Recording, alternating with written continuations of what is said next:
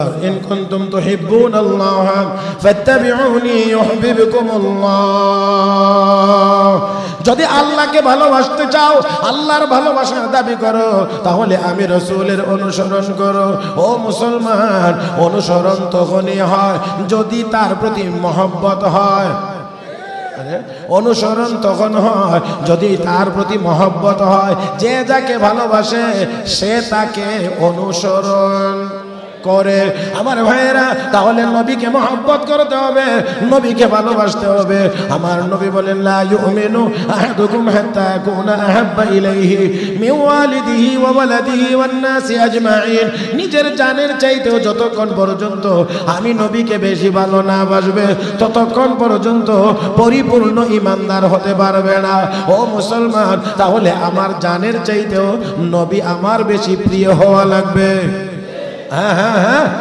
মাশাআল্লাহ বলবেন একটু আওয়াজ করে আমার জানের চাইতেও নবীর প্রতি মহব্বত ভালোবাসা কম হওয়া লাগবে না বেশি হওয়া লাগবে সাইয়্যিদুনা ওমর ফারুক রাদিয়াল্লাহু তাআলা বলেন ইয়া রাসূলুল্লাহ ইয়া হাবিবাল্লাহ দুনিয়ার সব কিছুর চাইতে আমি আপনাকে বেশি ভালোবাসতে পেরেছি এটা আমি বলতে পারি তবে গো নবী আমি আমার জানের চাইতেও আপনাকে বেশি মহব্বত বেশি ভালোবাসতে পারলাম কি না আমাকে চিন্তা করে বলতে হবে রব্বে রাহমাতুল লিল আলামিন নবী মুহাম্মদুর রাসূলুল্লাহ সাল্লাল্লাহু আলাইহি ওয়াসাল্লাম বলেন না ওমর এখনো তোমার ঈমান পূর্ণতা লাভ করে নাই এখনো পূর্ণ হয় নাই আল্লাহর নবী এই কথা বলেই হযরত ওমরের সিনার মধ্যে হাত লাগায়া দিলেন ও মুসলমান হাত লাগায়া দিলেন নবীর হাত মুবারক ওমরের সিনাতে লাগছে এই সিনা আর অপরিপূর্ণ থাকতে পারে না অবশ্যই পরিপূর্ণ হয়ে যাবে অসম্পূর্ণ থাকবে না সম্পূর্ণ হয়ে যাবে সাথে সাথে হযরত ওমর বলেন ইয়া রাসূলুল্লাহ আমি আমার জানের চাইতেও আপনাকে বেশি ভালোবাসি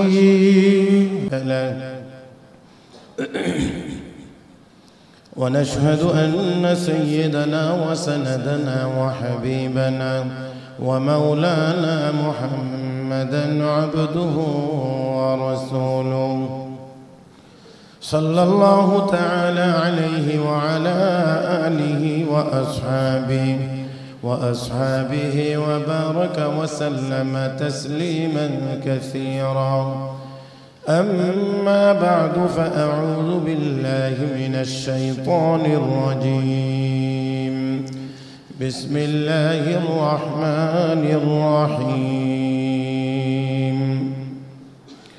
قل إن كنتم تحبون الله فاتبعوني يحببكم الله ويغفر لكم ذنوبكم والله غفور رحيم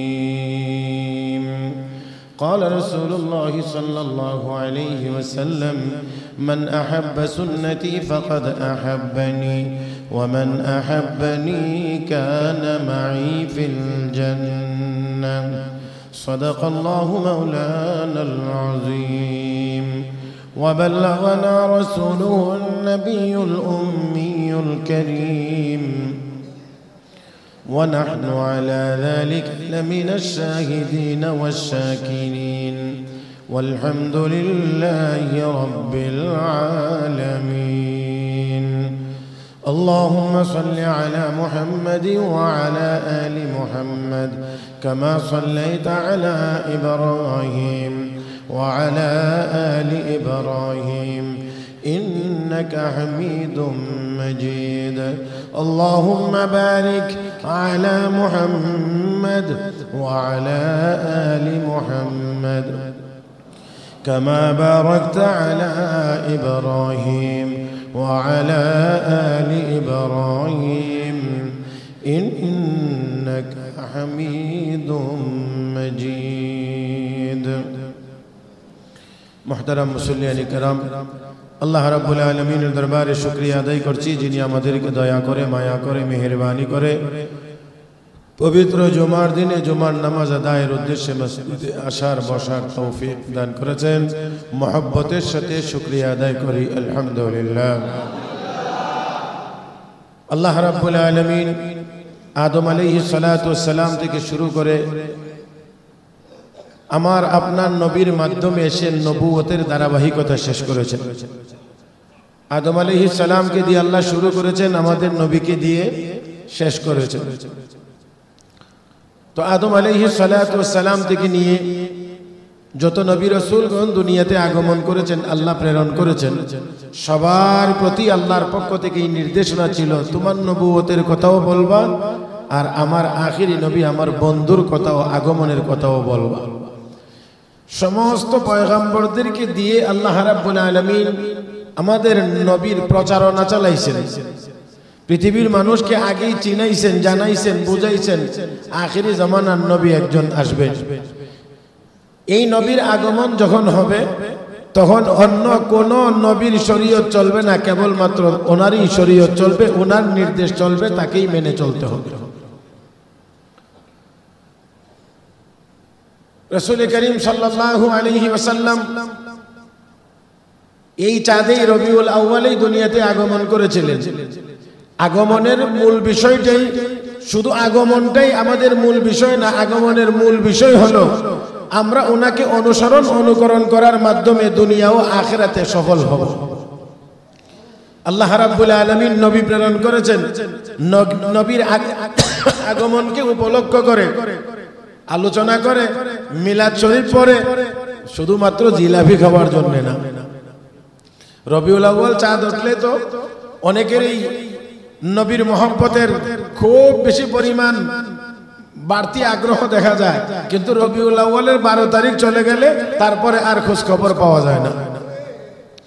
আমার আপনার নবী যদিও নির্দিষ্ট দিনের, নির্দিষ্ট মাসের, নির্দিষ্ট দিনের, নির্দিষ্ট সময়ে দুনিয়াতে আগমন করেছিলেন, কিন্তু অবশ্যই আমার নবী নির্দিষ্ট কোনো সময়ের জন্য না, নির্দিষ্ট কোনো দিবসের জন্য না, নির্দিষ্ট কোনো মাসের জন্য না, আমার আপনার নবী সব সময়ের জন্য নবী।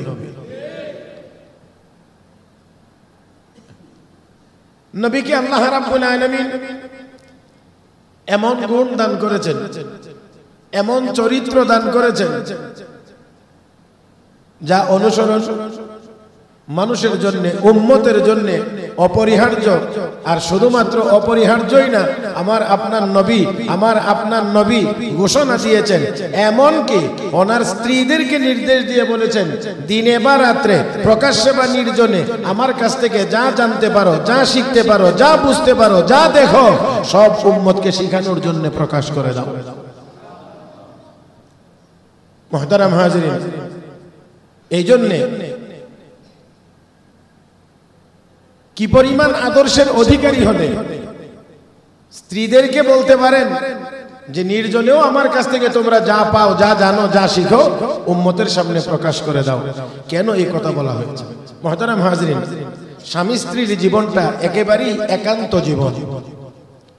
স্বামী স্ত্রীর জীবনটা একেবারেই একান্ত জীবন, এবং যেমন এটার বাহ্যিক রূপ আছে, এই সম্পর্কের ভিতরে একটি আভ্যন্তরীণ বিষয়ও আছে। সাধারণত যেই জায়গাটার কথা আমি আপনাদেরকে বোঝানোর চেষ্টা করছি, সেটা সবসময় আলোচনা করার জিনিস না, আলোচনা করা যায়ও না, কিন্তু ওই স্বামী স্ত্রীর সেই একান্ত জীবনে, একান্ত সময়েও নবীর আদর্শ উম্মতের সামনে আছে। এখানেও কি করতে হবে, কিভাবে কি করতে হবে, বিশ্ব নবী উম্মতকে তাও শিক্ষা দিয়ে গেছেন। কারণ এমন না আমার আপনার নবী মোটা দাগে কিছু আদর্শ নিয়ে এসেছেন, এমন না। আপনি টয়লেটে যাবেন, ওয়াশরুমে যাবেন, সেখানেও আমার নবীর আদর্শ আছে। স্বামী স্ত্রী একান্ত সময় কাটাবেন, সেখানেও আমার নবীর আদর্শ আছে। মুহতারাম হাজিরিন, ব্যবসার জগতে যাবেন তো আমার নবীর আদর্শ আছে, রাষ্ট্রীয় জীবনে যাবেন তো আমার নবীর আদর্শ আছে, তারপরে সৈনিকের জীবনে যাবেন তো সেখানে আদর্শ আছে। মুহতারাম হাজিরিন, একটা মানুষের জীবনে এমন কোন সময় হতে পারে না যেই জায়গায় আমার নবীর আদর্শ খুঁজে পাওয়া যাবে না। নবী ছাড়া আর অন্য যদি কোনো দিকে তালাশ করেন তো একদিক গিয়ে দেখবেন একটু যদি ভালো পাওয়া যায়, তো অন্যদিকে গিয়ে দেখবেন মন্দের অভাব নেই। হ্যাঁ, মন্দের অভাব নাই। তো যাই হোক, স্বামী স্ত্রীর জীবনযাপন কেমন সেই আদর্শটা যদি আদর্শ একজন স্বামী হতে চান তো আমার নবীর জীবনের মধ্যে সেই আদর্শ বিদ্যমান। আল্লাহ পাক আমাদের সবাইকে প্রতিটা ক্ষেত্রে, জীবনের প্রতিটা ক্ষেত্রে নবীর সুন্নতের অনুসারী হওয়ার তৌফিক দান করুন। বিশ্বনবী রাহমাতুল লিল আলামিন নবী মুহাম্মদুর রাসূলুল্লাহ সাল্লাল্লাহু আলাইহি ওয়াসাল্লাম মানুষকে যখন কালেমার দাওয়াত দিতে শুরু করলেন, হে দুনিয়ার মানুষ তোমরা বলো আল্লাহ এক আর আমি আল্লাহর রাসূল, মানে আল্লাহর হুকুম মানো আর আমি নবীর দেখানো তরিকা মোতাবেক চলো। তখন ইহুদিরা বলতে শুরু করলো, আমরা তো আল্লাহর ছেলে। নাউজুবিল্লাহ বল, আল্লাহর তো ছেলে আছে, আল্লাহর স্ত্রী আছে, আল্লাহর মা আছে, বাবা আছে, কেউ নাই। কিন্তু ইহুদিরা দাবি করে কি নাহনু আবনাউল্লাহি ওয়া আহিব্বাউহু, আমরা আল্লাহর সন্তান এবং আল্লাহর বন্ধু। অথচ আল্লাহ রাব্বুল আলামিন কোরআনে কারীমে ঘোষণা করেছেন, আমরা সবাই জানি সূরা ইখলাস, قل هو الله أحد الله الصمد لم يلد ولم يولد ولم يكن له كفوا أحد। আল্লাহ রাব্বুল আলামিন বলেন, হে নবী আপনি বলুন সে আল্লাহ একক, যার দুই হওয়ার কোনো সম্ভাবনা, আল্লাহুস সামাদ, আল্লাহ কারো মুখাপেক্ষী না। দুনিয়ার সমস্ত মাখলুক আমার আল্লাহর মুখাপেক্ষী। এখানে ঠিকটা মনে হয় একটু দুর্বল ভাবে হয়েছে। আল্লাহ কারো মুখাপেক্ষী না, কিন্তু সমস্ত মাখলুকাত আল্লাহর মুখাপেক্ষী। আল্লাহ সাহায্য ছাড়া চলার উপায় নেই। মুহতারাম হাজিরিন, দেখেন বর্তমান দুনিয়ায় সায়েন্স টেকনোলজির চরম উন্নতি, যার কারণে অনেকে সায়েন্স টেকনোলজির প্রতি বেশি মহব্বত, বেশি দরদ আর বেশি আকর্ষণের কারণে কোরআনকেও অবজ্ঞা করে। এরকমও হয়, এই সায়েন্স টেকনোলজির যত আবিষ্কার আছে সকল আবিষ্কারের সাথে যদি আমার আল্লাহর হুকুম জড়িত না থাকে তাহলে কোন টেকনোলজি এক সেকেন্ডের জন্যও কাজ করবে না।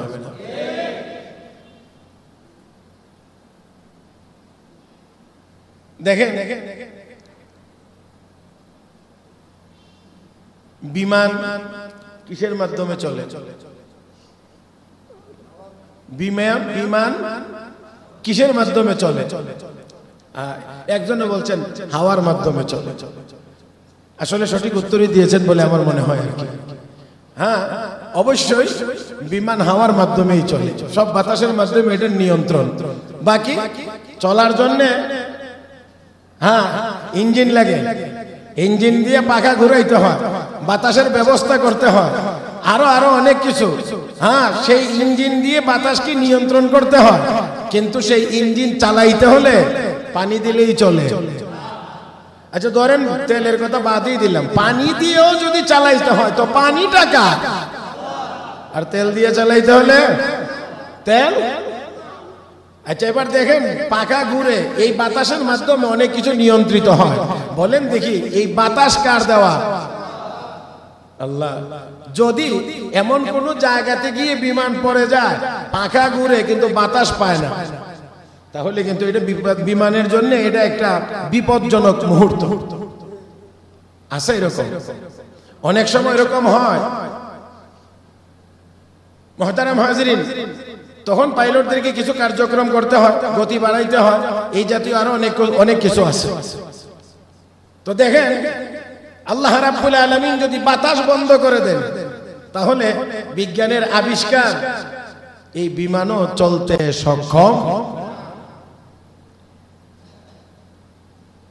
তাহলে দুনিয়ার সব মাখলুক আল্লাহর মুখাপেক্ষী, আল্লাহ কারো মুখাপেক্ষী। লাম ইয়ালিদ ওয়া লাম ইউলাদ, জন্ম দেন না, জন্ম নেন না, তিনি কে সন্তান জন্ম দেন না, তিনি কোনো মা বাবার গর্ভ থেকে জন্ম হয়ে আসেন না। কিন্তু ইহুদিরা কমবক্তরা বলে কি আমরা আল্লাহর ছেলে, আমরা আল্লাহর বন্ধু। নাউজুবিল্লাহ, জোরে কান। আমার আল্লাহর কোনো ছেলে নাই, আমার আল্লাহর কোনো বাবাও নাই, কিন্তু তারা দাবি করে। তারপরে আবার তারা আরো বলে কি, লান তামাসসানান নারু ইল্লা আইয়ামান মা'দুদা, যদিও আমরা জাহান্নামে যাই তাহলে বেশি দিনের জন্য যাব না, এই কয়েকদিনের জন্য যাব, আর আসবো, আমাদেরকে জাহান্নাম স্পর্শ করবে না। যদি করেও তাহলে একেবারে অল্প সময়ের জন্য। কিন্তু মনে রাখতে হবে, উলামায়ে কেরাম লিখেন, একেবারে অল্প সময়ের জন্য আল্লাহ কাউকে জাহান্নামে দিবেন না। যারা এমন অল্প সময়ের সাজার উপযোগী হবে, একেবারে সামান্য সময় শুধু জাহান্নামে যাবে আর আসবে, এমন ব্যক্তিদেরকে আল্লাহ জাহান্নামে দিবেনই না, আল্লাহ তাদেরকে মাফ করে জান্নাত দিয়ে দেবে। আর এই জালেমের দল কয় কি, আমরা জাহান্নামে গেলে অল্প সময়ের জন্য যাব আর ফিরে চলে আসব, বের হয়ে চলে আসব। জান্নাত, জাহান্নামে যাওয়া আর আসা আর জান্নাতে চলে যাওয়া, এটা তো শ্বশুর বাড়ি না যে এইভাবে গেলাম ওইভাবে চলে আসলাম, এইভাবে না। মুহতারাম হাজরিন, ওইখানে জান্নাতে যদি যাইতে হয় তাহলে আল্লাহ রাব্বুল আলামিনের যে নির্দেশিত পথ, সেই পথে চলে যাইতে হবে। জান্নাতে যাওয়ার একমাত্র পথ হলো ঈমানের পথ। আর ঈমান কাকে বলে? আল্লাহকে কয়জন বিশ্বাস করার নাম ঈমান? মেহেরবানি করে আর একটু আওয়াজ করে বলেন, আল্লাহকে কয়জন বিশ্বাস করার নাম? একজন বলে, এক বলে বিশ্বাস করার নাম হলো ঈমান। এখন যদি তারা বলতে চায় যে আল্লাহ রাব্বুল আলামিনের স্ত্রী আছে, আল্লাহর সন্তান আছে, আল্লাহর যদি সন্তান থাকে, আল্লাহর যদি স্ত্রী থাকে, যেমন খ্রিস্টানরা বলে ইন্নাল্লাহা সালিসু সালাসা, আল্লাহ তিনজনের একজন, তিনজনে মিলে কমপ্লিট আল্লাহ। আর শুধু আল্লাহ তিনজনের একজন, আল্লাহ, মারিয়াম, ঈসা, এই তিনজনে মিলে আল্লাহ, তো আল্লাহ তিনজনের একজন। আর ইহুদিরা বলে যে উযাইর আলাইহিস সালাম আল্লাহর ছেলে। ওয়াকালাতিল ইয়াহুদু উযাইরুন ইবনুল্লাহ, ইহুদিরা বলে উযাইর আল্লাহর সন্তান। আমার ভাইরা, আল্লাহর কোনো সন্তান নাই। আল্লাহ নিজে ঘোষণা করেছেন যে আমি কাউকে জন্ম দেই না, আমি জন্ম নেই না। আলাম ইয়াকুল লাহু কুফুয়ান আহাদ, আল্লাহ রাব্বুল আলামিনের সমকক্ষ কেউ হতে পারে? ওই ইহুদিরা তারা বলতে শুরু করলো। এখানেও একটি কথার আওয়াজ আমি আপনাদের কাছে চাই, সেই ইহুদিরা আমার আপনার একান্ত বন্ধু। আসতে বললেন, খ্রিস্টানেরা আমাদের বন্ধু। কোরআনে যদি আল্লাহ বলেন যে ওরা ওরা ওরা ওরা তোমাদের শত্রু, তাহলে আমার কি বলতে কোনো অসুবিধা? কোন মুসলমানের বলতে কি অসুবিধা? কোরআনে যদি থাকে, কোরআনের কথাটা কার কথা? মেহেরবানি করে বলেন, কোরআনের কথা কার কথা? তো আল্লাহ যদি বলেন ও তোর শত্রু, ও তোর শত্রু, ও তোর শত্রু, ওই তোর শত্রু, তাহলে তাকে বন্ধু বলবো আমরা? আল্লাহ রাব্বুল আলামিন বলেন, লাতাজিদান্না আশাদ্দান নাসি আদাওয়াতান লিল্লাযীনা আমানুল ইয়াহুদ ওয়াল্লাযীনা আশরাকু, লাতাজিদান্না আশাদ্দান নাসি আদাওয়াতান লিল্লাযীনা আমানুল ইয়াহুদা ওয়াল্লাযীনা আশরাকু। আল্লাহ রাব্বুল আলামিন বলেন, পৃথিবীতে যত মুসলমানের যত শত্রু আছে, এক নাম্বার শত্রু হলো ইহুদিরা। কে কে কে কে কে বলেন? তাহলে বলেন, ইহুদিরা আমাদের বন্ধু না শত্রু? শুধু বাংলাদেশের মুসলমানের শত্রু? দেখো না, শুধু ইন্ডিয়ার মুসলমানের শত্রু? সারা পৃথিবীর মুসলমানের শত্রু? তাহলে অবশ্যই ইসরায়েল নামের যে জারজ রাষ্ট্রটি আছে, এখানে ওই যে লিডার, তাদের যে প্রধানমন্ত্রী বেঞ্জামিন নেতানিয়াহু, ওই নিয়াহু সহ সকল ইহুদিরা সব মুসলমানের শত্রু।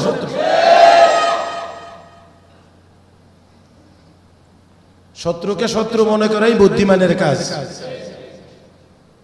শত্রুকে শত্রু মনে করেই বুদ্ধিমানের কাজ। এই শত্রু আমরা কেউ বানাই নাই, আমরা কেউ বলি নাই। কে বলেছেন?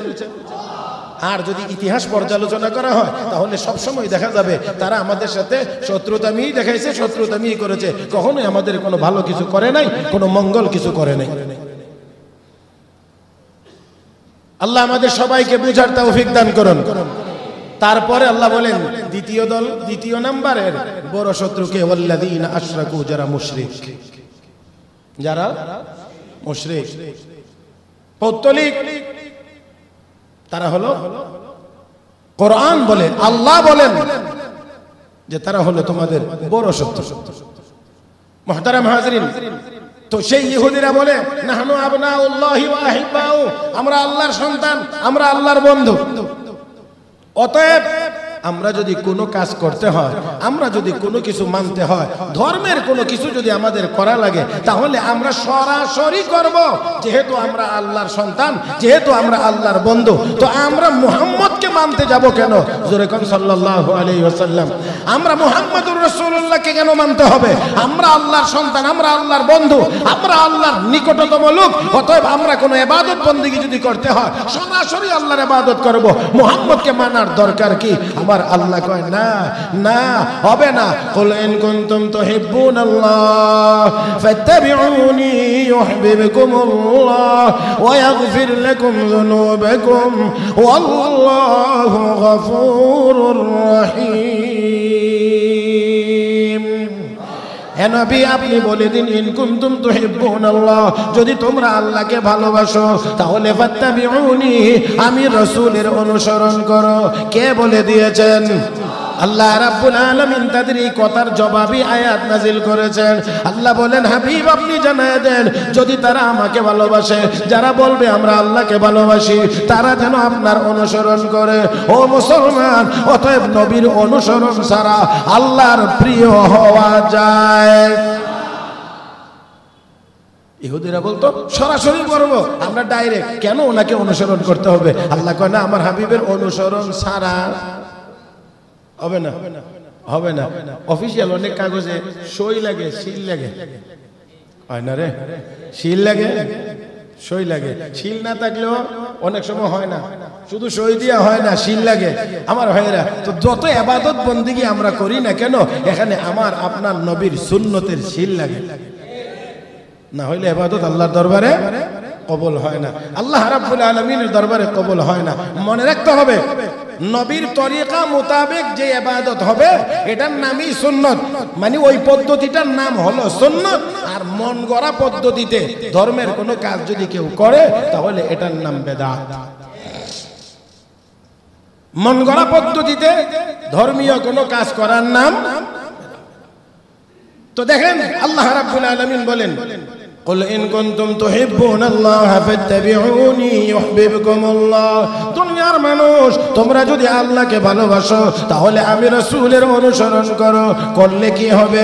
ইউহিব্বুকুমুল্লাহ,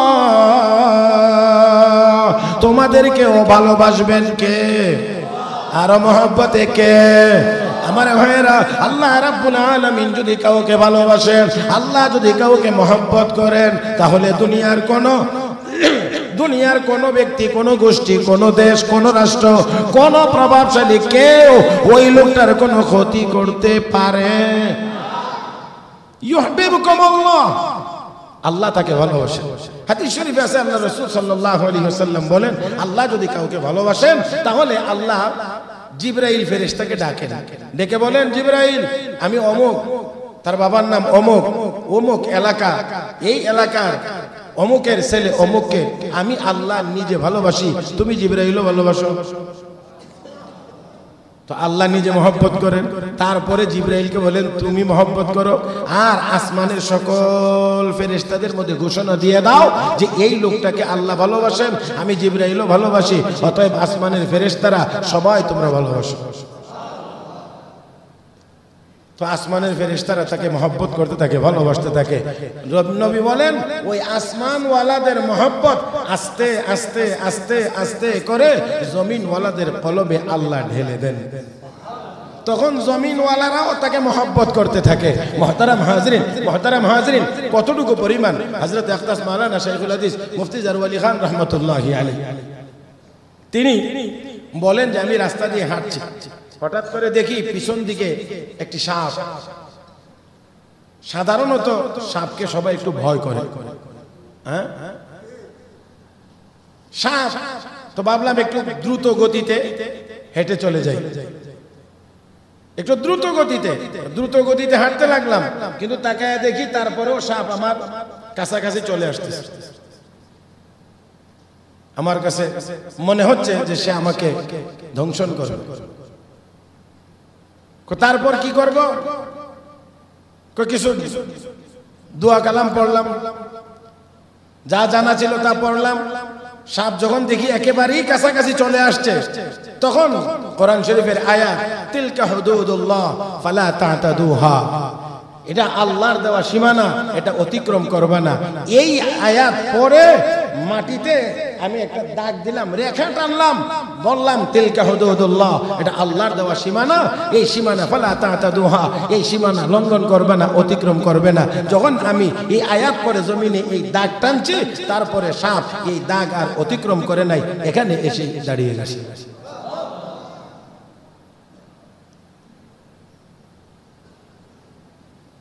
তিনি বলেন যে আমি তখন এই সাপকে ধন্যবাদ দিলাম, তার উপরে তো আঘাত তো নাই, তাকে ধন্যবাদ দিলাম যে আল্লাহর কালামের কথা শুনে সে এই দাগ অতিক্রম করে নাই, অতঃপর সাপ আপনা আপনিতেই চলে গেছে, আমি আমার মতো করে চলে গেছি। মুহতারাম হাজরিন, কথাটা বলার আমার উদ্দেশ্য হলো যে দেখেন, একটু চিন্তা করেন, আল্লাহর এই বান্দা এই কোরআনের আয়াত পড়ে দাগ দিছেন, এই দাগ অতিক্রম করে সাপ সামনের দিকে আগায় নাই। এটা আমিও তো এই আয়াত জানি, আপনারাও বললে ওতে এতটুকু মুখস্থ করতে পারবেন, কিন্তু আপনাদের কি মনে হয় যে সবাই যদি এই আয়াত পরে দাগ দেই আর এই দাগ অতিক্রম করে রাসেল ভাইপার আর আমার দিকে আসবে না? হ্যাঁ, এতটুকু সাহস আমাদের হয় নাই, কারণ আমরা আল্লাহর এতটুকু প্রিয় এখনো হইতে, আরো জোরে কর না, হইতে পারি নাই। মুহতারাম হাজরিন, আমি যার কথা বলছি উনি তো আল্লাহ রাব্বুল আলামিনের দরবারে এক মকবুল এবং প্রিয় বান্দা ছিলেন। মুহতারাম হাজরিন, যেই আল্লাহর ওলি, উনি উনার নিজের মুখে বলেছেন যে আমি এক বছর আপনারা জানেন আমাদের কওমি মাদ্রাসায় রমজানের আগ দিয়ে খতমে বুখারী শরীফ নামে একটা অনুষ্ঠান হয়ে থাকে। বুখারী শরীফের শেষ সবক ছাত্রদেরকে একেবারে মাঠে ময়দানে ওয়াজ মাহফিলের আকারে সবার সামনে পড়ানো হয়, শেষ হাদিস পড়ানো হয়। তো আল্লাহর এই বান্দা বলেন, আল্লাহর এই ওলি, যে আমি এক বছর 26টি মাদ্রাসায় খতমে বুখারী শরীফ আমি করেছি। ওটা 26টা। তাহলে এবার চিন্তা করে দেখেন, একই বছরে মানে এক সিজনের বা এক সেশনের 26টা মাদ্রাসায় বা 26টা জায়গাতে যদি বুখারী শরীফের শেষ দর্স দিয়ে থাকেন, তাহলে লোকটা কি পরিমাণ বড় আলেম হলে আর কি পরিমাণ বুজুর্গ হলে এটা সম্ভব। এই করে যখন আমি 26টি মাদ্রাসায় বুখারী শরীফের শেষ সবক পড়াইলাম, একদিন স্বপ্নে দেখি আমি এক রাস্তা দিয়ে হাঁটছি, আর এক জায়গায় বিশাল বড় প্যান্ডেল, হাজার হাজার আলেম ওলামা এখানে জমা হইতেছে। জিজ্ঞেস করলাম এখানে কিসের অনুষ্ঠান? তো আমাকে তারা উত্তর দিয়ে বলছেন এখানে ইমাম বুখারী রহমতুল্লাহি আলাইহি আসবেন আর বুখারী শরীফের শেষ সবক, শেষ হাদিস তিনি পড়াইবেন।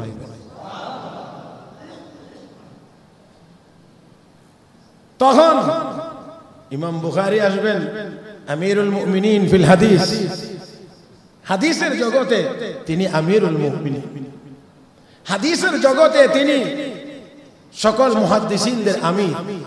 অবশ্যই উনি আসবেন, আমিও এই জন্য একেবারে মঞ্চের কাছাকাছি আমিও অপেক্ষা করতে লাগলাম, যেহেতু ইমাম বুখারী আসবেন। এটা স্বপ্নের কথা।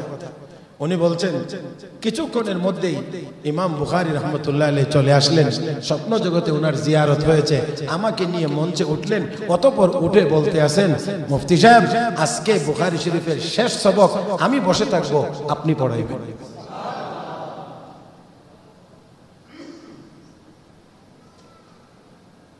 মুহতারাম হাজিরিন, সাধারণ কোনো বিষয় না, সাধারণ কোনো বিষয় না। ইমাম বুখারী রহমতুল্লাহি আলাইহি শিশুকালেই চোখের জ্যোতি হারিয়ে ফেলেছিলেন, চোখের পাওয়ার ছিল না। ইমাম বুখারী রহমতুল্লাহি আলাইহির মা আল্লাহর দরবারে কান্নাকাটি করছিলেন, বাবা নাই, ছেলের চোখের পাওয়ারে চলে গেছে। হে আল্লাহ, আমি তার কি চিকিৎসা করাইবো? সে আমার সন্তান, তার কি চিকিৎসা আমি করাইতে পারবো? তার চোখ কেমন করে ভালো হবে? আল্লাহর দরবারে এত কান্নাকাটি মা করেছেন। মার এই কান্নার বরকতে আল্লাহ রাব্বুল আলামিন স্বপ্ন জগতে সাইয়েদনা হযরত ইব্রাহিম আলাইহিস সালামকে ইমাম বুখারীর মায়ের ঘরে আল্লাহ প্রেরণ করে দিয়েছেন।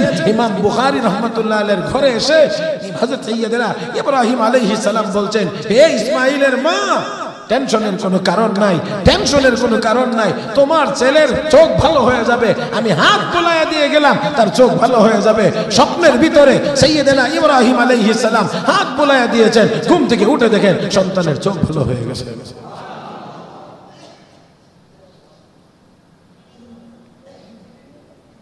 মুহতারাম হাজিরিন, তো বলছিলাম যে মহব্বত যদি আল্লাহ করেন তাহলে আল্লাহ রাব্বুল আলামিন জিবরাইলকে বলেন, আমি অমুকরে মহব্বত করি, তুমিও মহব্বত করো, তুমি ফেরেশতাদেরকে জানায় দাও, তারাও যেন মহব্বত করে। ফেরেশতাদের ওই দিলের মহব্বত আল্লাহ জমিনওয়ালাদের কলবে ঢেলে দেন, আর ওইখান থেকে জমিনওয়ালারা তাকে মহব্বত করতে থাকে। একটা কথা এখানে আপনারা উত্তর দিবেন, আমি আশাবাদী। মুহতারাম হাজিরিন, তাহলে বোঝা গেল মহব্বত জোর করে করানো যায় না, ভালোবাসা জোর করে হয় না, এটা আল্লাহ রাব্বুল আলামিনের পক্ষ থেকে আসে। আর এটা আসে তখনই যখন আল্লাহর প্রিয় হওয়া যায়, তখনই মাখলুকের প্রিয় হওয়া যায়, জোর করে হওয়া যায় না। এই জন্য বহু মানুষ বহু কায়দা কৌশল করে প্রিয় হতে চায়, খালি জি হুজুর শুনতে চায়। হ্যাঁ, আমাকে ইয়েত স্যার বলবে, স্যার বলবে, এটা জোর করে কৌশল করে আদায় করতে চায়। মুহতারাম হাজিরিন, জোর বা কৌশল করে টাকার বিনিময়ে, কোন দুনিয়ার লোভ লালসার বিনিময়ে এই জি স্যার যতই আপনি আদায় করেন না কেন, সামান্য এদিক ওদিক হলেই আর তখন জি স্যার বলার মতো লোক বাতি দেখুস করেও তালাশ করে পাওয়া যায় না। আর যদি মহব্বত হয় উপর থেকে আসা, আল্লাহর মহব্বতের মাধ্যমে ধারাবাহিকভাবে যদি সেই মহব্বত আসে, তাহলে দেখবেন বিশ্বনবী মুহাম্মদুর রাসূলুল্লাহ সাল্লাল্লাহু আলাইহি ওয়াসাল্লামের প্রতি মহব্বত সাহাবায়ে কেরামের ছিল, ঈমানদারদের অন্তরে এখনো আছে, কিয়ামত পর্যন্ত থাকবে। আমার ভাইরা, ১৫০০ বছর আগে আমার নবী দুনিয়া থেকে বিদায় হয়ে গিয়েছেন, ১৫০০ বছর পরের মুসলমান এখনো নবীকে এত মহব্বত করে।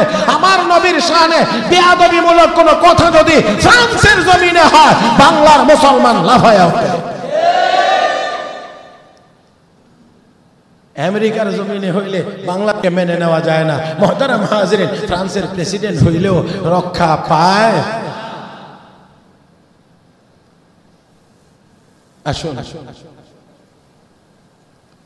রাসূল করিম সাল্লাল্লাহু আলাইহি ওয়াসাল্লাম যুদ্ধের ময়দানে যাবেন। এক মহিলা তার ছোট্ট এক বাচ্চা নিয়ে নবীর খেদমতে হাজির। ইয়া রাসূলুল্লাহ, এই বাচ্চাটাকে নিয়ে যাবেন জিহাদের ময়দানে। নবী কয়, আমার সাথে যুদ্ধের ময়দানে যাইতে হলে 15 বছর হওয়া লাগে। তোমার বাচ্চার বয়স কত? 6 বছর। তো 6 বছরের বাচ্চা দিয়ে কি জিহাদ হবে, কি যুদ্ধ হবে? মহিলা চোখের পানি ছেড়ে কাঁদতে শুরু করেছে। ইয়া রাসূলুল্লাহ, এর চেয়ে বড় যোগ্য আর কোন সন্তান আমার নাই, এই বাচ্চা দিয়ে যুদ্ধ হবে না, এটা আমার জানা আছে। তারপরে আমি এই জন্য দিচ্ছি যে কাফের বেঈমানের আপনার দিকে তীর তরবারি যখন মারবে, তখন আপনি এই তরবারিটাকে প্রতিহত করার জন্য, তীরটাকে প্রতিহত করার জন্য আমার এই সন্তানটাকে তীরের সামনে তুলে ধরবেন। আর এই তীরের আঘাতে আমার সন্তানটা শহীদ হয়ে যাবে, আপনি বেঁচে যাবেন। আমার সন্তান মারা গেলে শহীদ হয়ে যাবে, হাসরের মাঠে আমি শহীদের মা হিসেবে পরিচয় দিতে পারবো। ও মুসলমান, যাই হোক, আমি কথাকে একেবারেই গুছায় নিয়ে আসার চেষ্টা করছি। আল্লাহ রাব্বুল আলামিন বলেন, তোমরা যদি আল্লাহর ভালোবাসা পেতে চাও তাহলে অনুসরণ করো কার? মুহাম্মাদুর রাসূলুল্লাহ। ইন কুনতুম তুহিব্বুনাল্লাহ ফাত্তাবিউনি ইউহিব্বুকুমুল্লাহ।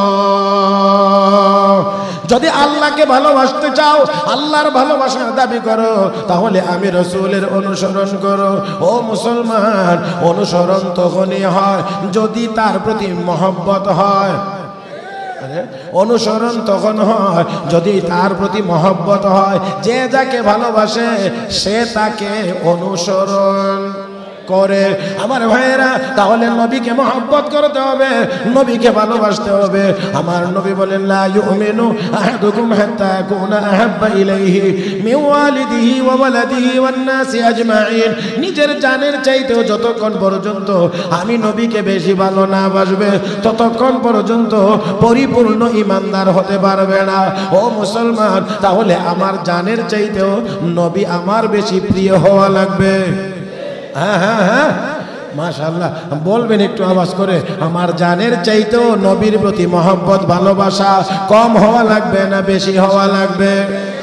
সাইয়্যিদুনা ওমর ফারুক রাদিয়াল্লাহু তাআলা আনহু বলেন, ইয়া রাসূলুল্লাহ, ইয়া হাবিবাল্লাহ, দুনিয়ার সব কিছুর চাইতে আমি আপনাকে বেশি ভালোবাসতে পেরেছি, এটা আমি বলতে পারি। তবে গো নবী, আমি আমার জানের চাইতেও আপনাকে বেশি মহব্বত বেশি ভালোবাসতে পারলাম কি না আমাকে চিন্তা করে বলতে হবে।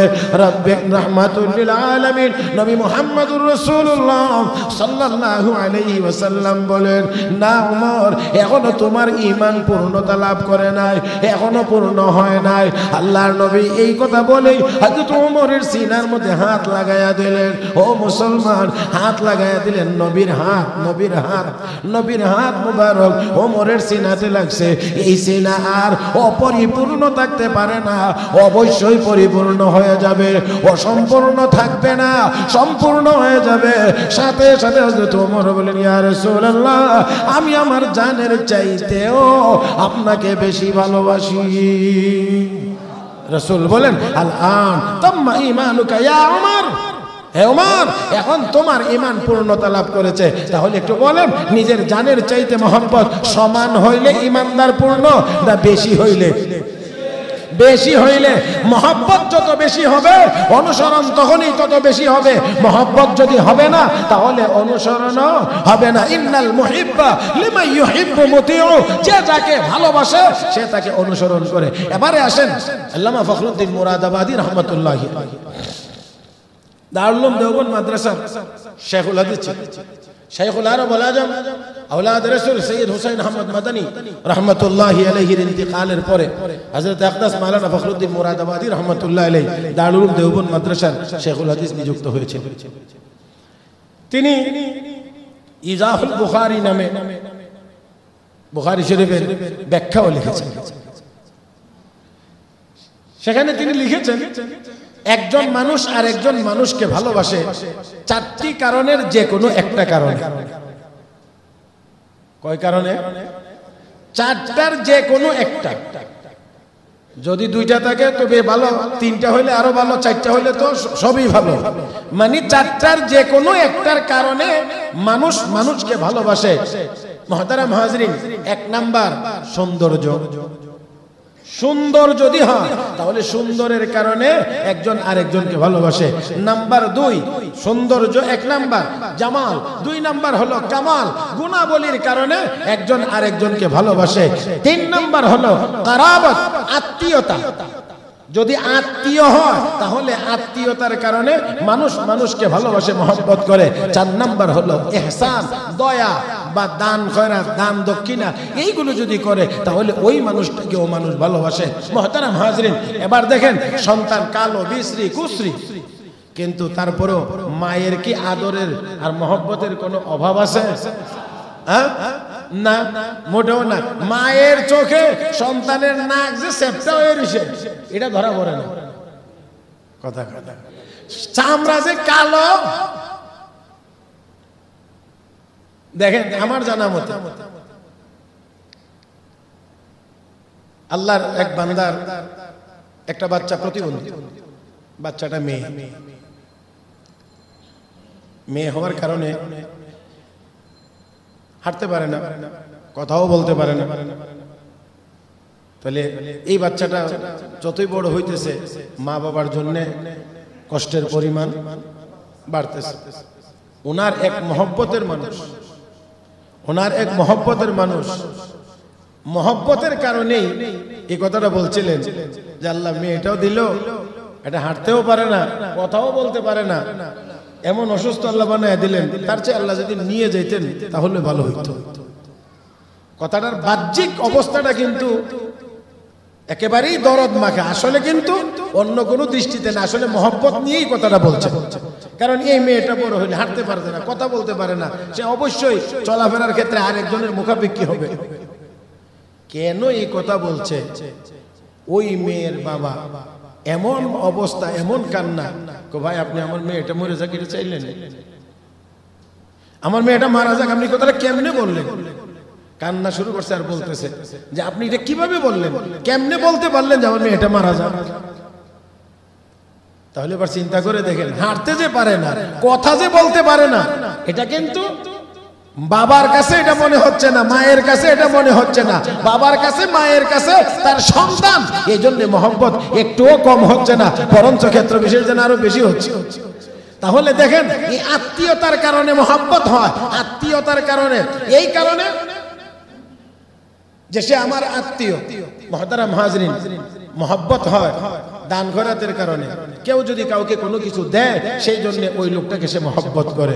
মুহতারাম হাজরিন, গুণাবলী যদি থাকে তাহলে লোকটাকে মানুষ মহব্বত করে, সুন্দর যদি হয় মানুষ তাকে মহব্বত করে।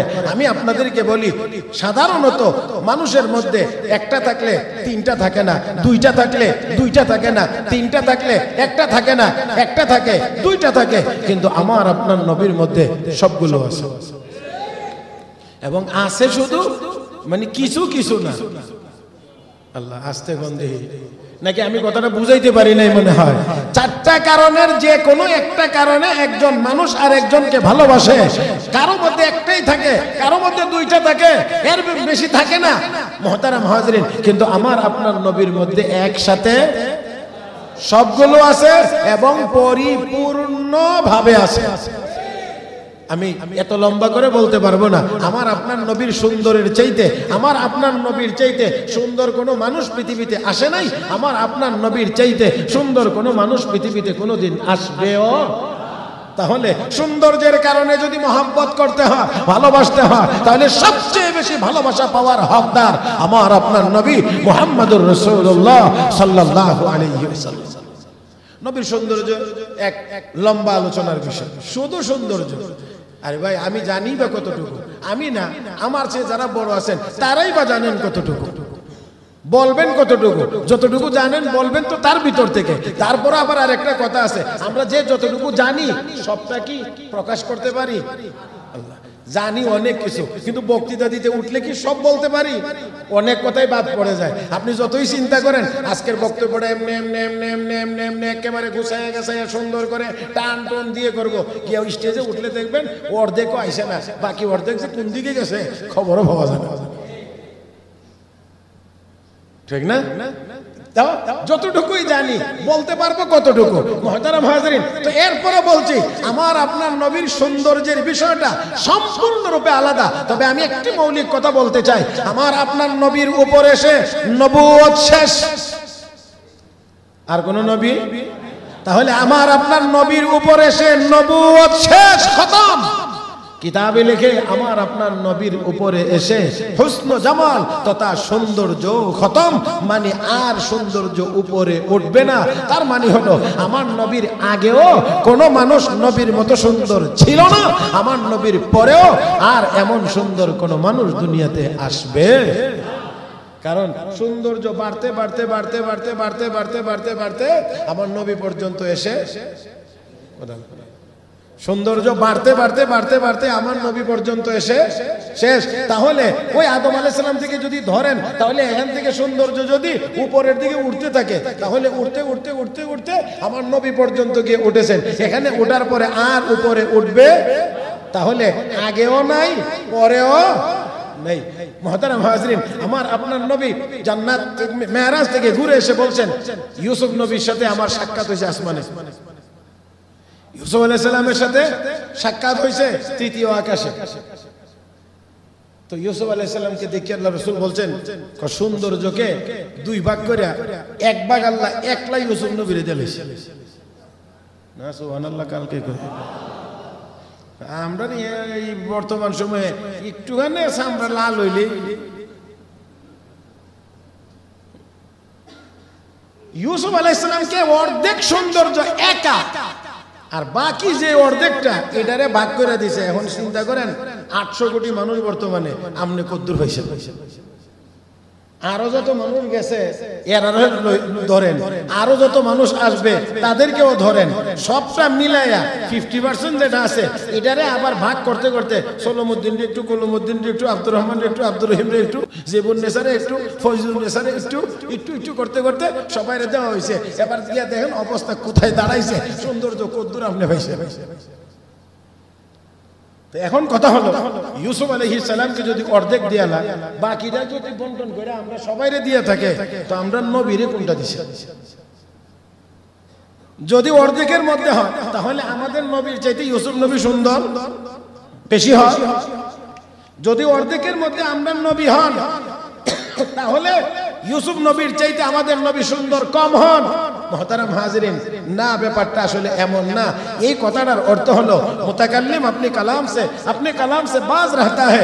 কখনো কখনো বক্তা তার বক্তব্যের আওতার বাহিরে থাকেন, মানে নবী কথা বুঝাইতে চাইছেন আমাকে বাদ দিয়া যত সৌন্দর্য আছে এটাকে বন্টন করে অর্ধেকটা ইউসুফ নবীকে দেওয়া হয়েছে, বাকিটা সবাইকে দেওয়া হয়েছে, আর আমাকে আমার আল্লাহ আলাদা করে স্পেশাল মর্যাদা দান করেছেন, আমাকে স্পেশাল সৌন্দর্য দান করেছেন।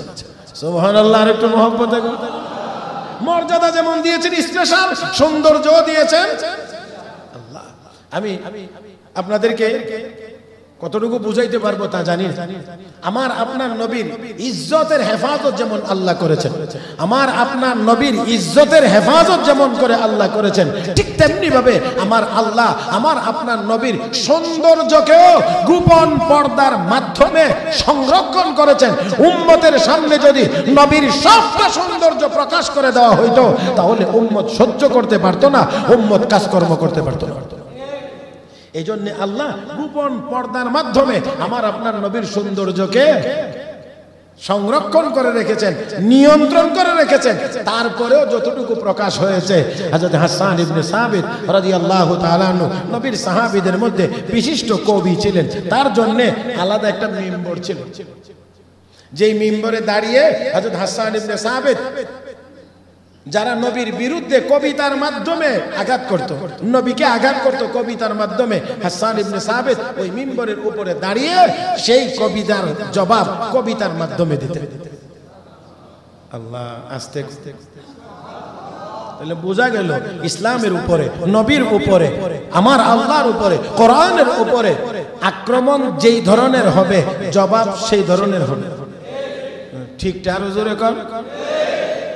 কেউ যদি লিখনির মাধ্যমে ইসলামের বিরুদ্ধাচরণ করে জবাব লিখনির মাধ্যমে হবে। যদি কেউ মুখের মাধ্যমে ইসলামের উপরে আঘাত করে জবাব মুখেই দেওয়া হবে। কেউ যদি মুসলমানের উপরে হাত দিয়ে আক্রমণ করে জবাব হাত দেওয়া হবে। হাসান ইবনে সাবিত রাদিয়াল্লাহু তাআলা আনহু নবীর সৌন্দর্যের বর্ণনা দিতে গিয়ে সর্বশেষ তিনি বলেছেন, কাআন্নাকা কাদ খুলিকতা কামা তাশাউ। নবী, আপনি এমন সুন্দর, মনে হয় যেন আপনি যেমন চাইছেন আল্লাহ আপনাকে তেমন বানাইছেন। হ্যাঁ, আপনি যেমন চাইছেন আল্লাহ আপনাকে তেমন বানাইছেন। এত এত এত এত বেশি সুন্দর। শেষ কথা, আলোচনা শেষ করব। হযরত জাবির ইবনে সামুরা রাদিয়াল্লাহু তাআলা আনহু বলেন, পূর্ণিমার চাঁদের রাত নবী আমাদেরকে নিয়ে বের হয়েছেন বাহিরে, আমরা হাঁটতেছিলাম, আর ওই দিন আমার নবী এক জোড়া নতুন কাপড় পরিধান করেছিলেন, ওয়া আলাইহি হুল্লাতুন হামরা, আর ওই জামার একটা অংশে একটু লাল ডোরা ছিল। আবার লাল মনে করেন না, কাপড় লাল না, লাল একটা ডোরা ছিল। এমন এক জোড়া নতুন কাপড় পরিধান করে আল্লাহ নবী আমাদেরকে নিয়ে পূর্ণিমার চাঁদের রাত্রিতে বের হয়েছিলেন। পূর্ণিমার চাঁদ দেখলে তো আমাদের বুড়ারারও কত এশক ওঠে, কথা বুঝেন নাই? হ্যাঁ মুহতারাম হাজিরিন, আর যদি ইয়াং হয় তাহলে তার কথাই নাই, মনের ভাব নিয়ে বলবে তুমি চাঁদের চেয়েও সুন্দর। কথা কয় না, তুমি কে এটা আমি বলবো না, এটা আপনারা খুঁজে। হ্যাঁ, তুমি চাঁদের চেয়েও সুন্দর। জালেম কোথাকার, তোর এখন বলতে হবে তুমি চাঁদের চেয়েও সুন্দর? ১৫০০ বছর আগে আমার আল্লাহ কোরআনে ঘোষণা করেছে সব মানুষ চাঁদের চেয়ে বেশি সুন্দর। আল্লাহ বিশ্বাস হয় না? তাহলে দেখেন কোরআন শরীফ খুলেন, আল্লাহ রাব্বুল আলামিন বলেন ওয়াত-তিনি ওয়াজ-যাইতুন ওয়া তুরি সিনিন ওয়া হাযাল বালাদিল আমিন লাকাদ খালাকনাল ইনসানা ফি আহসানি তাকওয়িম। আল্লাহ রাব্বুল আলামিন চারটা জিনিসের কসম করে বলেন লাকাদ খালাকনাল ইনসানা ফি আহসানি তাকওয়িম, নিশ্চয় নিশ্চয় আমি আল্লাহ মানুষকে সবচেয়ে বেশি সুন্দর কাঠামো দিয়ে তৈরি করেছি। তাহলে পৃথিবীর সকল সৃষ্টির মধ্যে মানুষ সবচেয়ে বেশি সুন্দর। আর জালেম এতদিন পরে গিয়া গান গা তুমি চাঁদের চেয়েও, তোদের গান গাওয়ার দরকার কি? কোরআনের আয়াত পড়লেই হয়, কথা বলে না? কোরআনের আয়াত পড়লেই হয়। তো যাই হোক, আসুন সেই পূর্ণিমার চাঁদের রাত্রিতে আল্লাহর নবী বেরিয়েছেন সাহাবায়ে কেরামকে নিয়ে। সাহাবী বলেন আমি হাঁটতে গিয়ে দেখতেছিলাম নবী সুন্দর কাপড় পরিধান করেছেন। আল্লাহর হাবিবকে এত বেশি সুন্দর দেখাইতেছিল, আমি একবার আকাশের পূর্ণিমার চাঁদের দিকে তাকাই, আরেকবার আমার নবীর চেহারা মুবারকের দিকে তাকাই। আমি একবার চাঁদের দিকে তাকাই, আরেকবার আমার নবীর চেহারা মুবারকের দিকে তাকাই। ও দুনিয়ার মানুষ শুনে রাখো, আমি তাকিয়ে দেখতে পাইলাম আকাশের পূর্ণিমার চাঁদের চাইতে আমার নবীর চেহারা মুবারক বেশি সুন্দর দেখা যাইতেছে। নবীর চেহারা মুবারক বেশি সুন্দর। তো মুহতারাম হাজিরিন, যাই হোক আসুন বলছিলাম, তো সৌন্দর্যের কারণে যদি কাউকে ভালোবাসতে হয় সবার আগে নবী, গুণাবলীর কারণে যদি নবীকে কাউকে ভালোবাসতে হয় সবার আগে নবী, ইহসান বা দয়ার কারণে যদি কাউকে ভালোবাসতে হয় উম্মতের উপরে নবীর চাইতে বড় দয়া আর কেউ করে নাই, কেউ করতে পারবেও না। মুহতারাম হাজিরিন, আত্মীয়তার বিষয়ে যদি বলেন যে আত্মীয়তার কারণে মহব্বত, তাহলে অবশ্যই অবশ্যই নবী আমাদের সবচেয়ে বেশি আত্মীয়। আন-নাবিয়্যু আওলা বিল মুমিনিনা মিন আনফুসিহিম। আল্লাহ রাব্বুল আলামিন বলেন তুমি তোমার যতটা নিকটে আমার হাবিব তার চাইতে বেশি নিকটে। তাহলে আসুন, আল্লাহ রাব্বুল আলামিন তাই বলেছেন তোমরা নবীকে অনুসরণ করো, অনুসরণ হয় যখন মহব্বত হবে। মুহতারাম হাজিরিন, তাহলে আসেন আর শেষ কথা হলো নবীর মহব্বত আছে না নাই এটা প্রমাণ হয় ওই অনুসরণের মাধ্যমে, অনুসরণের মাধ্যমে। কারণ মহব্বত আছে তো অনুসরণ হবে, তো অনুসরণ দ্বারা বোঝা যাবে মহব্বত আছে। এই জন্য ভালোবাসা গোপন জিনিসের নাম, প্রকাশ পায় বাহ্যিক আলামতের দ্বারা। তাই রাসূল বলেছেন মান আহাব্বা সুন্নতি ফাকাদ আহাব্বানি, যে আমাকে আমার সুন্নতকে ভালোবাসলো সে আমাকে ভালোবাসলো। ওমান আহাব্বানি কানা মাই ফিল জান্নাহ, আর যে আমাকে ভালোবাসবে আমার সুন্নতের অনুসরণ করবে আমার সাথী হয়ে জান্নাতে বসবাস করবে। মুহতারাম হাজিরিন, আল্লাহ আমাদের সবাইকে জীবনের প্রতিটা ক্ষেত্রে বিশ্বনবীর সুন্নতের অনুসরণ করার তৌফিক দান করুন। আমিন ইয়া রাব্বাল আলামিন। সুবহানাকাল্লাহুম্মা বিহামদিক আশহাদু আল লা ইলাহা ইল্লা আনতা আস্তাগফিরুকা ওয়া আতুবু ইলাইক ওয়া আখিরু দাওয়ানা আনিল হামদুলিল্লাহি রাব্বিল আলামিন।